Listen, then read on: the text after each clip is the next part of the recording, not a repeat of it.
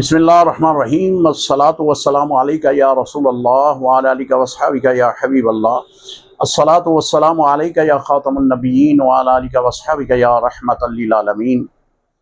صحابہ حضور علیہ الصلاۃ والسلام کی وہ تربیت یافتہ جماعت ہے کہ جس کی تربیت خود رسول اللہ صلی اللہ علیہ وسلم نے فرمائی۔ ہر صحابی ایک انمول ہیرا ہے، ہر صحابی کا اپنا وصف ہے، ہر صحابی رسول اللہ صلی اللہ علیہ وسلم کی شریعت کا ایک ایماندار سپاہی ہے۔ حضرت جریر بن عبداللہ البجلی رضی اللہ تعالی عنہ، آپ کا تعلق یمن سے ہے۔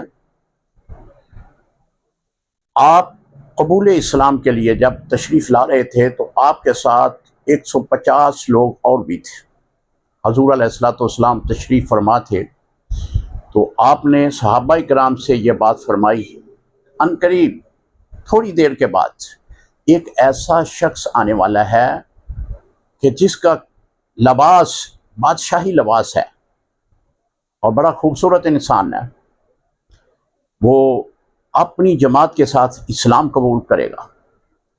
صحابہ کرام رضوان اللہ اجمعین جو اس وقت موجود تھے، وہ فرماتے ہیں کہ ہم نے دیکھا کہ حضرت جریر بن عبداللہ آپ تشریف لائے، آپ کے ساتھ 150 لوگ تھے اور آپ نے وہی قیمتی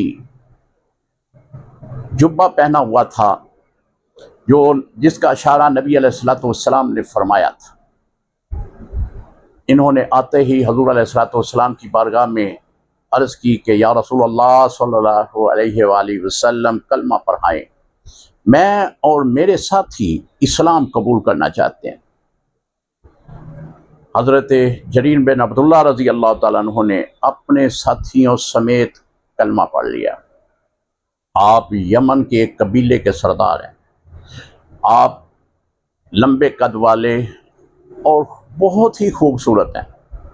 حضرت سیدنا امیر المومنین امام المتقین خلیفۃ المسلمین حضرت عمر رضی اللہ تعالیٰ عنہ، آپ فرماتے تھے کہ یہ رسول اللہ صلی اللہ علیہ وسلم کی امت میں حضرت یوسف علیہ السلام کی مانند ہے، یعنی آپ کی خوبصورتی حضرت عمر رضی اللہ تعالیٰ عنہ نے حضرت سیدنا یوسف علیہ السلام سے نسبت فرمائی۔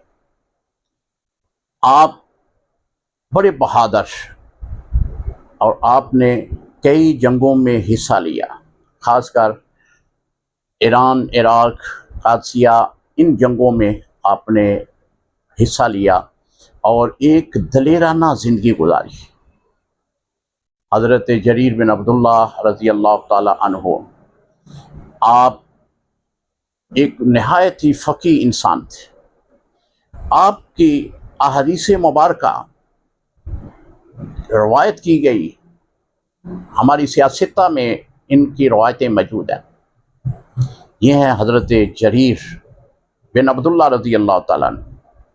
اللہ سے دعا ہے کہ اللہ تعالیٰ ان صحابہ کرام کے ہمیں سچے سچے غلام بنائے، کیونکہ صحابہ اگر درمیان سے نکال دیے جائیں تو ہمارے پاس شریعت نہیں رہتی، ہمارے پاس رسول اللہ صلی اللہ علیہ وسلم کی پہچان نہیں رہتی۔ ہمیں رسول اللہ صلی اللہ علیہ وسلم کی پہچان دینے والے صحابہ کرام ہیں، لہذا ہر صحابی نبی جنتی جنتی جنتی۔ السلام علیکم ورحمۃ اللہ وبرکاتہ۔